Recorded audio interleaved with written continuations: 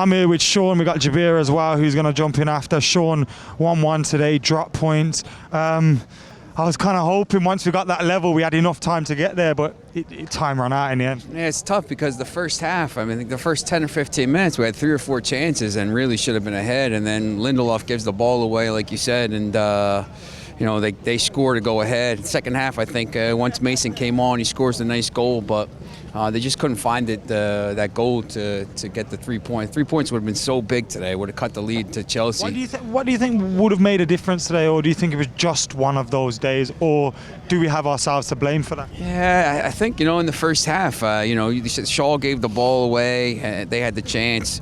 Lindelof gave the ball away. The header came in. They scored from the corner. But Lindelof scored from the corner. Yeah. You know, they gotta just. I'm getting sick of watching him with his terrible body language all the time. He's, you know, slouched shoulders and whatever, clapping. Whatever. I think he was poor today. You know, like you said, McTominay. Like Andy said, McTominay was pretty poor today. I mean, he's good in spots, but. You know, these are the kind of matches they have to raise the level of play a little bit and just find that goal and get that win if they want to get top 4. Everton seemed quite content in kind of sitting off us as well, allowing us to have the ball. Do you think a lot of managers have realised that's the way forward against us and it's too easy for them to do? If so, how do we get over that hurdle, or do you think it's a case of getting a player in that will solve that problem? Yeah, you know, I think they got to play a little bit quicker. When you saw the last couple of matches, you know, the City match, definitely the City match in the first half, you know, the Tottenham match, they play quicker. When they're playing quicker, the second half against AZ Alkmaar the other day, when they play quicker, they can get some goals. When they let the team sit back and you have to break them down, they haven't been able to have that player that could find that pass. You know, I thought Fred was pretty good again today. Would he have been your man of the match?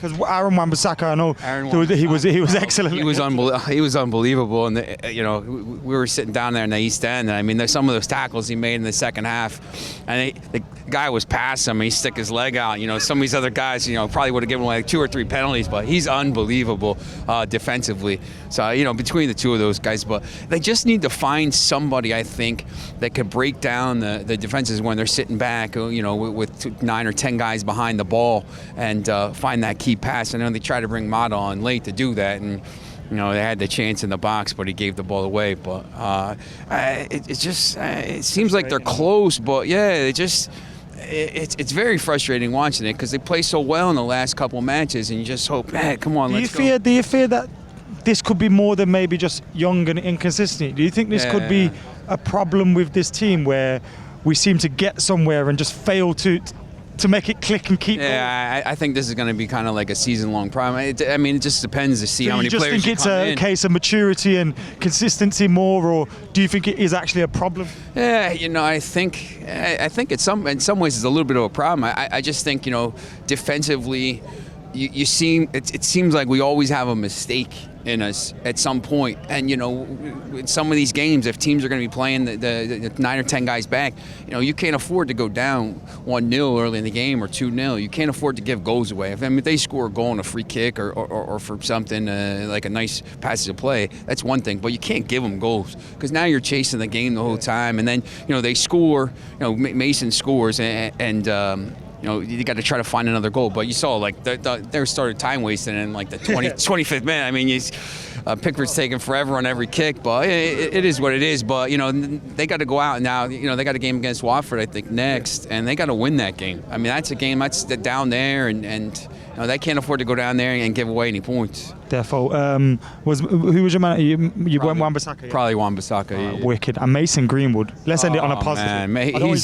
he's unbelievable. Yeah, I'm going back home to, you know, or I'm going to Barcelona tomorrow. But he's unbelievable. The kid just scores goals. I think he's got 9 goals already this year. I mean, he's going to end the season with probably like 15, 16 goals, something like that. I think it may be 7 if I don't want everyone to correct you at home. Oh, he's got 7 on goals, 7 on the season. Yeah, you know, I think gotta hear it in the comments, the American guy and all this stuff. Always do it. yeah, but you know, he's unbelievable. The kid's gonna be a star, and I actually think he's got to play more at this point, maybe because he comes on. I think Lingard, he's okay. You know, he's pressing and stuff, but this kid can score goals, whereas I don't think Lingard can. So, well, cheers, man, Sean. Thanks, appreciate you, man. Jabir, what did you make of that today? I think it's a game similar to what we've seen previously. You know, with these teams where they're going to sit behind our attack and hold 10 men behind the ball. It's like percentage kind of 1 or 2% we're down.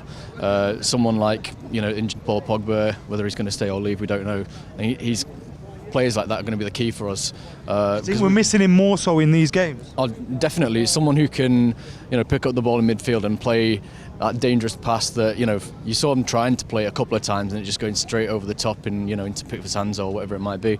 It's the kind of thing that we're not able to do at the moment. And I think if we're not having to play Paul Pogba, leave in, whatever it might be, we need to look at maybe choices at full-back.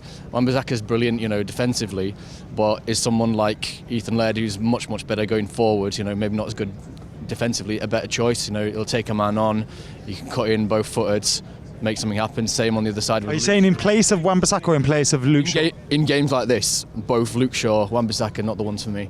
I'll be looking at Williams and Laird just because we know we're going to have a lot of the ball. We need someone who's going to do something as opposed to someone who's going to win the ball back when we inevitably lose it because we're trying things that we're not really capable of doing. I'm going to count on what's going to be said in the comments. A lot of people will say Wan-Bissaka was our man of the match. Sean literally just said that. So to them, that's going to sound like it don't make sense. This guy's a nutcase.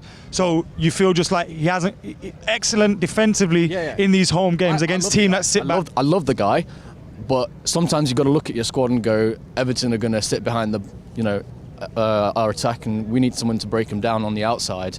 Wan-Bissaka's not that guy. Brilliant against City, probably won us the game, but he's not going to win us a game here, and we need someone who is going to do that. I think that's what makes sense to me because McTominay and Fred, again, just quite workmanlike. They've not got the finer killer pass, so you need to have that extra option and overload them somewhere.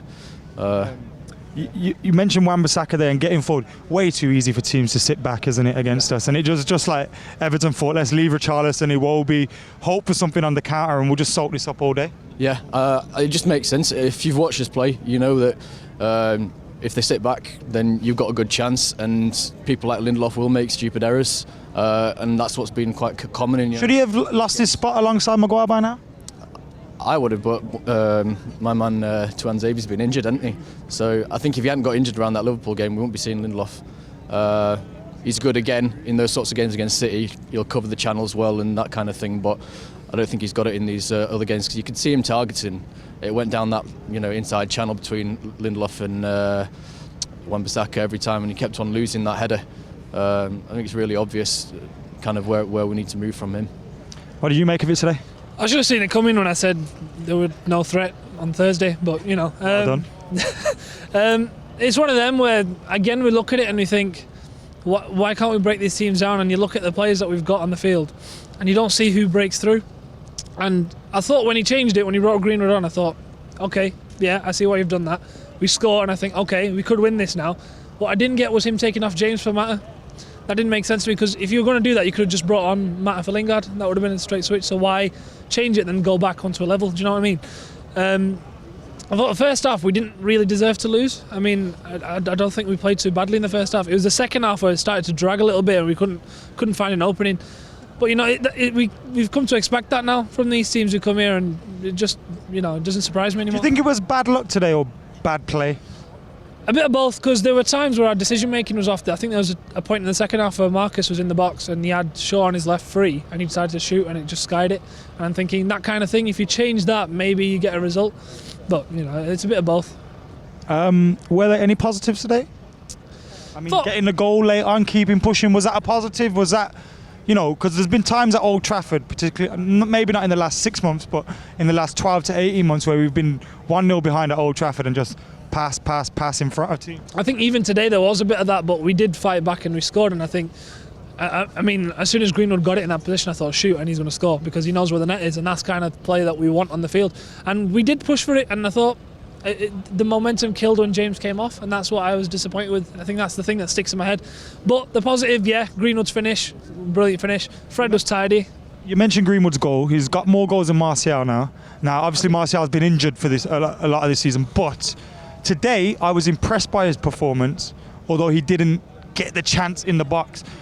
What have you made of his? Because there's been a lot of talk about his movement's not good enough, he's not leading the line.